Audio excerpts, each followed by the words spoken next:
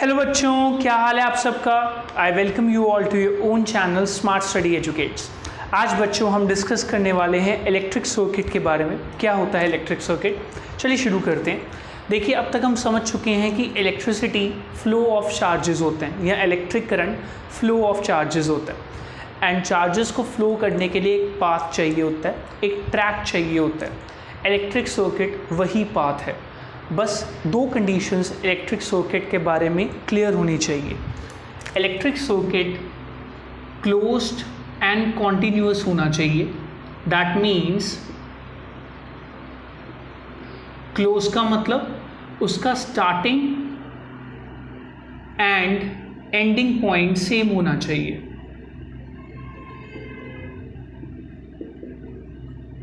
एक ही पॉइंट से शुरू हुआ और उसी पे उसको ख़त्म होना चाहिए। सो बेसिकली इलेक्ट्रिक सर्किट जहाँ से शुरू होता है वहीं पे मिलना चाहिए।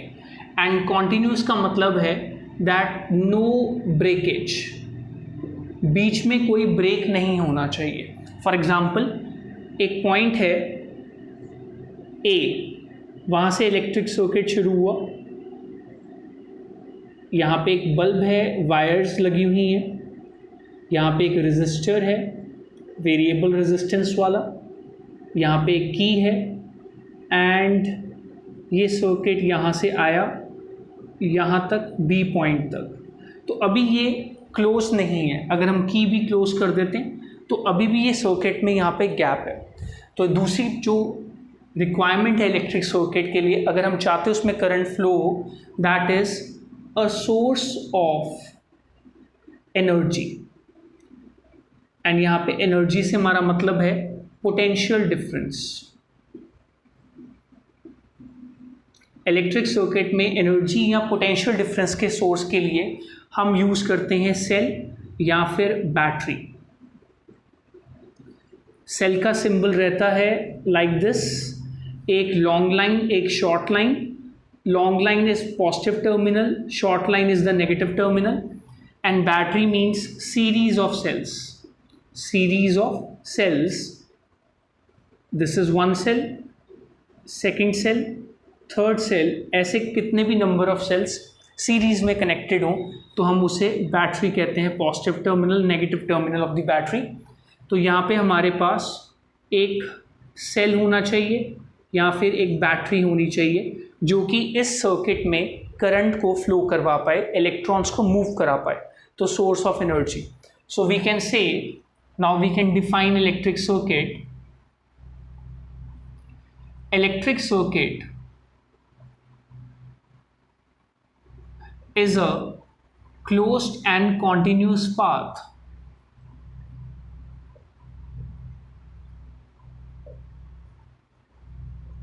through which electric current flows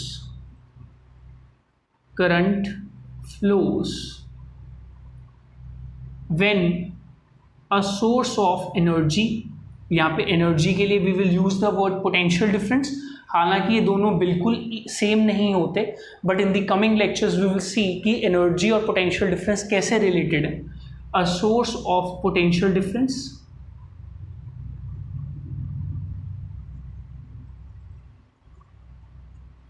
is applied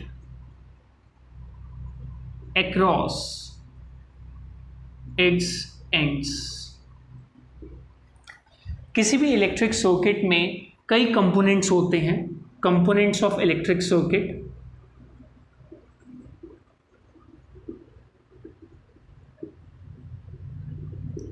जो इलेक्ट्रिक सर्किट के अंदर कनेक्ट किए जाते हैं, जैसे कि this is conducting wire, this is a symbol and description.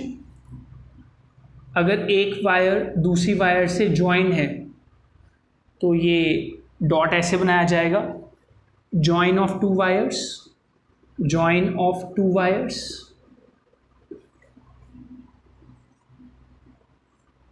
अगर दो वायर्स ज्वाइन नहीं कर रही, बस बिना टच किए एक दूसरे के ऊपर से निकल रही हैं, तो इस तरह का लूप बनाया जाएगा।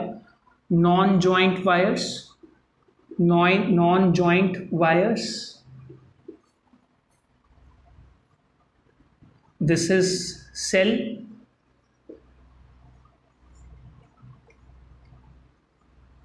दिस इज बैटरी, इसमें और भी सेल्स हो सकते हैं। ऐसी जिगजैग लाइन के लिए this is a resistor, zigzag line हो एंड एरो हो ऐसे, दिस इज वेरिएबल रेजिस्टेंस और variable resistor. It is also known as rheostat.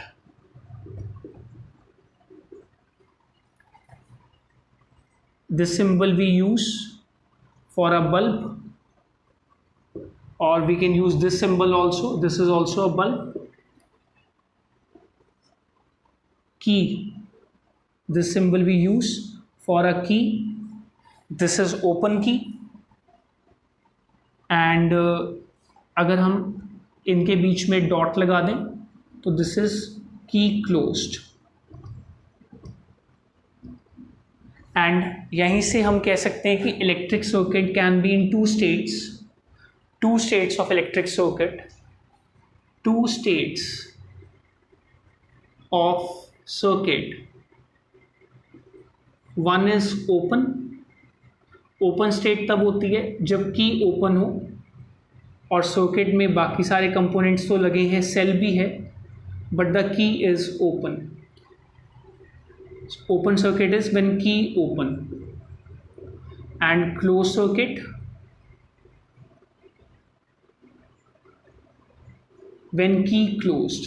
Circuit open, two types of circuit, one is open, the other one is closed. Closed circuit कब होता है? जब key closed हो, and the electric current will flow always in the circuit which is closed. Current flows क्योंकि current को continuous path चाहिए होता है एंड ओपन सर्किट में करंट कभी भी फ्लो नहीं कर पाएगा। इसी से हम एक और चीज़ समझ सकते हैं, अगर कोई इलेक्ट्रिकल कंपोनेंट कभी फ्यूज़ हो जाए, जैसे फॉर एग्जांपल ये बल्ब फ्यूज़ हो जाए, तब भी सर्किट में करंट फ्लो नहीं कर पाएगा क्योंकि एक फ्यूज़ कंपोनेंट की रेजिस्टेंस बहुत बढ़ जाती है, तो वो करंट को अपने से थ्रू नहीं जाने देगा।